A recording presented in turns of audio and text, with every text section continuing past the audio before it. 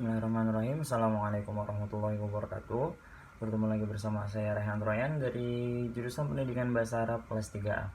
Pada kesempatan kali ini saya akan sedikit menjelaskan tentang perolehan bahasa dan pembelajaran bahasa. Apa saja pengertiannya, persamaan, kemudian perbedaan antara kedua pengertian tersebut. Yang pertama-tama kita akan membahas tentang pembelajaran bahasa. Pembelajaran bahasa adalah proses penguasaan bahasa, baik pada bahasa pertama ataupun bahasa kedua, yang meliputi dua tipe atau dua cara yang digunakan untuk mempelajari sebuah bahasa atau dalam pembelajaran bahasa. Yang pertama ada tipe naturalistik atau yang dapat kita pelajari secara ilmiah. Kemudian yang kedua ada tipe formal. Apa yang dimaksud dengan tipe formal? Tipe formal adalah tipe pembelajaran bahasa yang didapatkan melalui formal atau dengan pendidikan yang ada, seperti di sekolah atau di sarana dan prasarana pendidikan yang lainnya. Jadi alamiah didapat dengan sendirinya, kemudian tipe formal didapat dengan melalui pendidikan.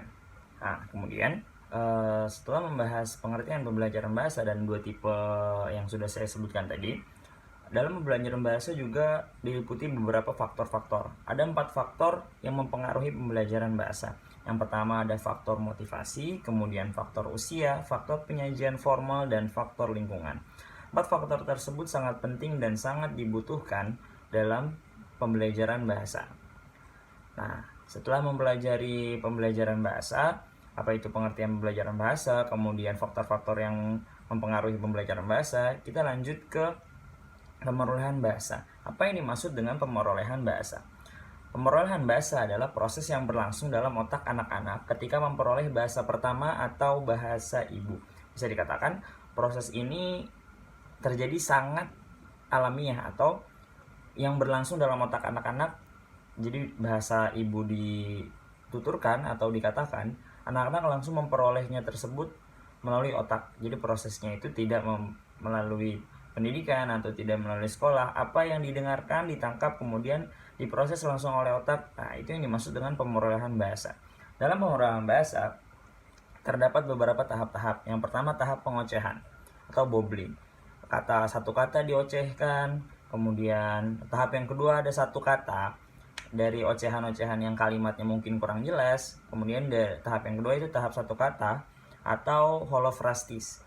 Yang kata tersebut hanya disebutkan satu kata, tapi bisa dikatakan kata tersebut sudah dapat kita pahami atau sudah jelas. Tahap yang ketiga, mulai dari satu kata meningkat menjadi dua kata atau frase. Kemudian yang keempat ada ujaran telegrafis. Keempat tersebut adalah tahapan-tahapan yang terdapat pada pemerolehan bahasa yang terdapat pada anak. Seperti pada pembelajaran bahasa, pemerolehan bahasa pun memiliki beberapa faktor yang mempengaruhinya. Yang pertama adalah faktor alamiah, kemudian faktor perkembangan kognitif, kemudian ada faktor latar belakang sosial, dan faktor keturunan. Dari faktor keturunan tersebut meliputi intelijensia, keterampilan, dan gaya cara memperoleh bahasa. 4 faktor tersebut tentunya sangat berpengaruh dalam pemerolehan bahasa atau proses yang berlangsung pada anak ketika menerima bahasa pertama atau bahasa ibu. Setelah kita membahas pengertian dan beberapa faktor, tentunya ada persamaan dan perbedaan antara pembelajaran bahasa dan pemerolehan bahasa. Pembelajaran bahasa dan pemerolehan bahasa memiliki persamaan dari segi praktek, kemudian meniru, memahami, beruntut dalam keterampilan bahasa, dan mempelajari kaidah-kaidah bahasa. Berikut adalah persamaan antara pembelajaran bahasa dan pemerolehan bahasa. Kemudian, apabila kita membahas persamaan, tentu saja ada perbedaan di antara keduanya. Yang pertama adalah perbedaan motivasi dan tujuan. Apa saja tujuan dari memperoleh bahasa? Apa saja tujuan dari mempelajari bahasa tersebut? Kemudian perbedaan lingkungan yang mengakibatkan bahasa yang diperoleh atau cara mempelajari bahasa tersebut berbeda. Kemudian ada model, yang ketiga, terus yang keempat ada perbedaan waktu, dan yang terakhir adalah konteks belajar. Berikut adalah sedikit penyampaian yang bisa saya sampaikan tentang pembelajaran bahasa dan pemerolehan bahasa. Kurang lebihnya mohon maaf apabila ada salah kata itu dari saya, dan apabila ada kebenaran itu hanya datang dari Allah Subhanahu wa taala. Syukran. Assalamualaikum warahmatullahi wabarakatuh.